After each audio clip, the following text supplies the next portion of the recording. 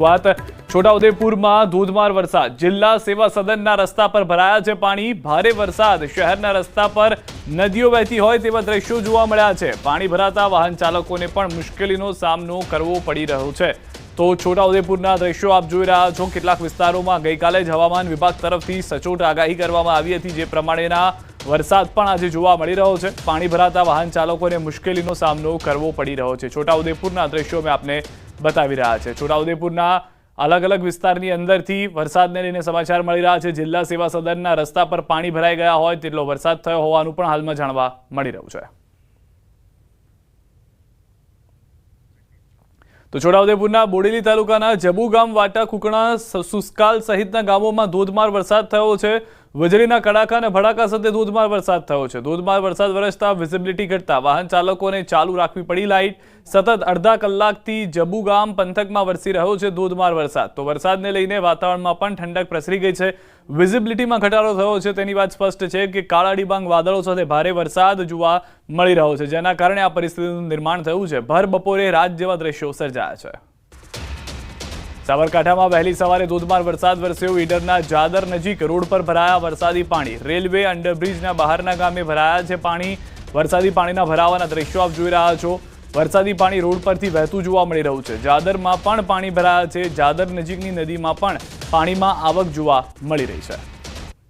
તો જાદરના દ્રશ્યો આપ જોઈ રહ્યા છો। નદીઓ વહેતી હોય રસ્તા પરથી તે પ્રમાણેનો સામેલાધાર વરસાદ સાબરકાંઠાના વિસ્તારોની અંદર વરસ્યો હોવાની જાણકારી છે। મોટાભાગના વિસ્તારો એવા છે સાબરકાંઠામાં કે જ્યાં આગળ થોડા સમયમાં જેટલો ભારે વરસાદ આવી ગયો કે નદીઓ બે કાંઠે થતી જોવા મળી રહી છે। એક તરફ પ્રવાસમાંથી જે વરસાદ, રાજસ્થાનમાં જે વરસાદ થયો છે તેનું પાણી આવી રહ્યું છે નદીઓની અંદર, અને બીજી તરફ હાલમાં ભારે વરસાદ ઉત્તર ગુજરાતના પણ કેટલાક વિસ્તારોમાં જોવા મળી રહ્યો છે। સાબરકાંઠામાં વહેલી સવારે ધોધમાર વરસાદ થયો। ઈડર હિંમતનગર સ્ટેટ હાઈવે પર ભરાઈ ગયા વરસાદી પાણી। વહેલી સવારે ઈડરના ગ્રામ્ય વિસ્તારમાં વરસ્યો હતો વરસાદ। ઈડરના હિંગળાજ નજીક સ્ટેટ હાઈવે પર ભરાયા છે વરસાદી પાણી। વરસાદી પાણી ભરાતા વાહન ચાલકો પરેશાન થયા છે। હાઈવેના એક તરફના ભાગે ભરાયું પાણી। હાઈવે પર 1 ફૂટ જેટલા પાણી ભરાઈ ગયા છે। ગુજરાતમાં હજુ 48 કલાક ભારે રહી શકે છે। હવામાન વિભાગની વરસાદ અંગે આગાહી। 2 દિવસ ગુજરાતના ઘણા ભાગોમાં યલો એલર્ટ છે।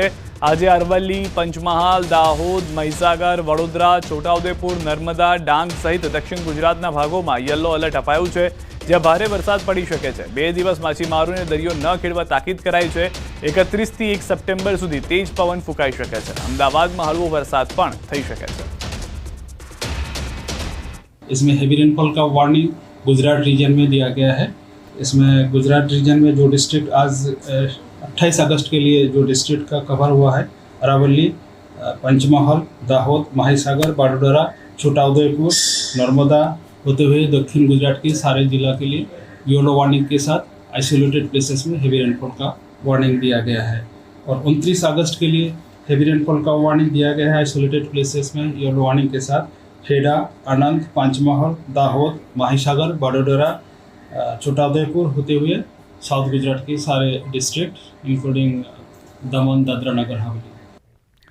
तो आगामी 48 કલાક ક્યાં ક્યાં વરસાદ હોઈ શકે છે, જેમાં સૌથી પહેલા આજની વાત કરીએ। ડાંગ જિલ્લામાં સારો એવો વરસાદ જોવા મળશે। દક્ષિણ ગુજરાતમાં નર્મદા, ત્યારબાદ મધ્ય ગુજરાત તરફ છોટાઉદેપુર, વડોદરા, ઉત્તર ગુજરાત તરફ જતા પંચમહાલ, દાહોદ, મહીસાગર અને અરવલ્લી આ વિસ્તારો એવા છે કે જ્યાં આગળ આજે સારો એવો વરસાદ જોવા મળી શકે છે। આજે જે આગાહી છે તેટલા વિસ્તાર પૂરતી કરવામાં આવી છે, જેમાં ઉત્તર ગુજરાતનો પણ સમાવેશ થાય છે અને દક્ષિણ ગુજરાતના પણ કેટલાક જિલ્લાનો સમાવેશ થાય છે।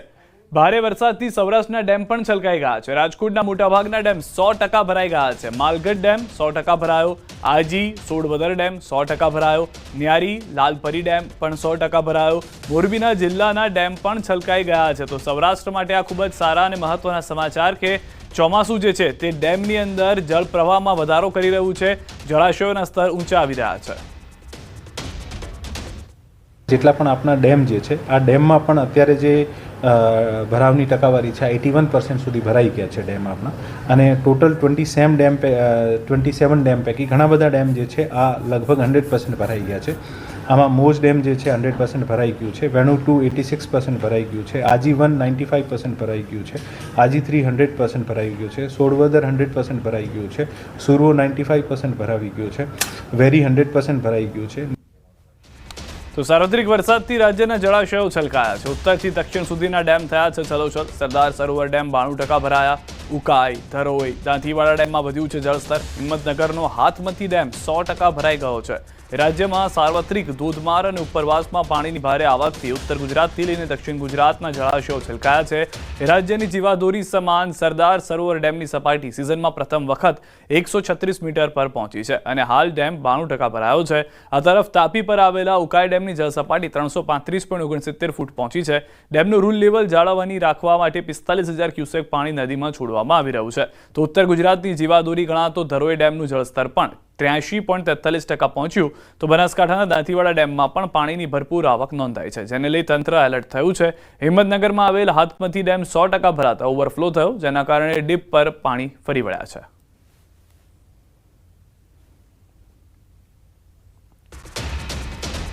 નર્મદા ડેમ 92% ભરાઈ ગયો છે. સિઝનમાં પહેલીવાર ડેમની સપાટી 136 મીટરને પાર ગઈ છે. હાલ ડેમની સપાટી 136.12 મીટરે પહોંચી છે. મહત્તમ સપાટી 138.68 મીટર છે. નર્મદા ડેમના 5 ગેટ 1 મીટર ખોલવામાં આવ્યા છે. નદીમાં 95,000 ક્યુસેક પાણી છોડવામાં આવ્યું છે.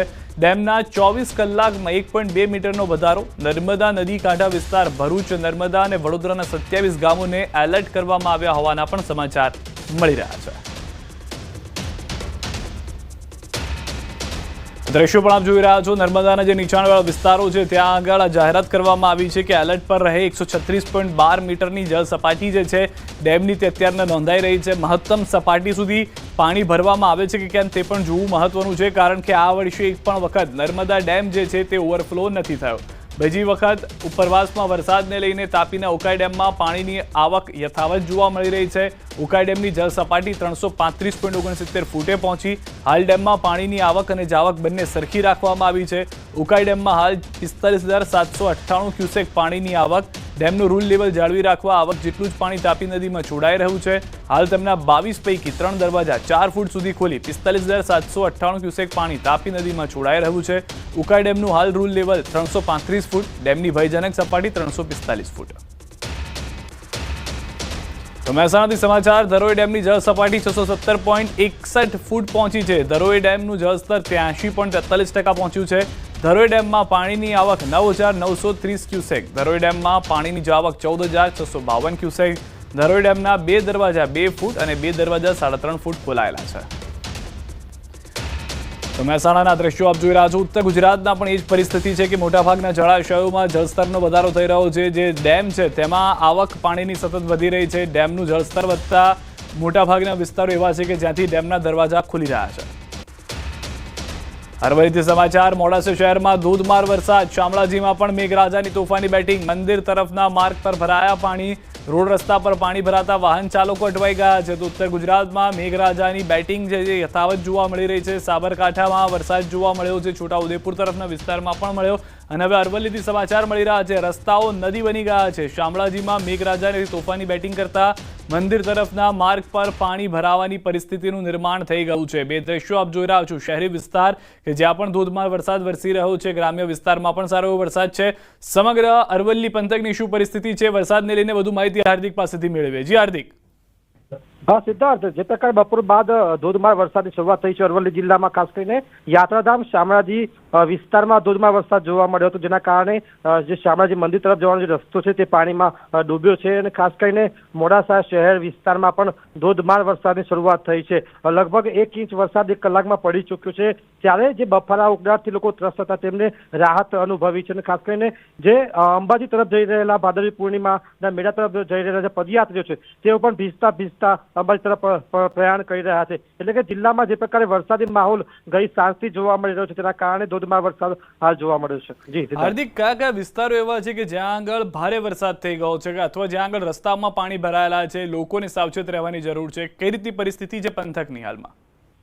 ચોક્કસથી સિદ્ધાર્થ, જે પ્રકારે યાત્રાધામ શામળાજી વિસ્તારમાં જે વરસાદ વરસી રહ્યો છે, મેસો જળાશય 100% ફૂલ થયો છે, ઓવરફ્લો ચાલી રહ્યો છે. તેના કારણે જે વણઝારી વિસ્તાર છે ત્યાંના જે લોકો છે તે લોકો હાલ બહાર નથી નીકળી રહ્યા. 15 જેટલા જે ઘરોના લોકો છે તેમના બાળકો નથી ભણવા જઈ રહ્યા. એટલે કે સતત જે પાણીનો પ્રવાહ ઉપરવાસથી ચાલી રહ્યો છે, જળાશયમાં આવી રહ્યો છે, પંથકમાં વરસાદ પડી રહ્યો છે, તેના કારણે તે વિસ્તારના લોકો પણ હાલ ત્રસ્ત છે. એટલે કે જે નીચાણવાળા વિસ્તારો છે, ભિલોડામાં પંથકમાં પણ હાલ વરસાદ જોવા મળી રહ્યો છે. એટલે કે નીચાણવાળા વિસ્તારોમાં વરસાદી માહોલ છે. જે સિદ્ધાર્થ, આભાર હાર્દિક સમગ્ર માહિતી બદલ. તો મોટાભાગના વિસ્તારો એવા છે અરવલ્લીના કે જ્યાં આગળ વરસાદ અને વરસાદના કારણે જળભરાવની પરિસ્થિતિ થઈ ગઈ છે. તો બનાસકાંઠાના ઉપરવાસમાં ભારે વરસાદને પગલે દાંતીવાડા ડેમમાં પાણીની આવક યથાવત છે. ડેમમાં પાણીની આવકમાં વધારો થયો છે. ડેમના દરવાજા સુધી પાણી આવી જતા તંત્ર દ્વારા લીકેજ ચેકિંગની કામગીરી હાથ ધરાઈ. ડેમના 11 દરવાજામાં લીકેજ માટે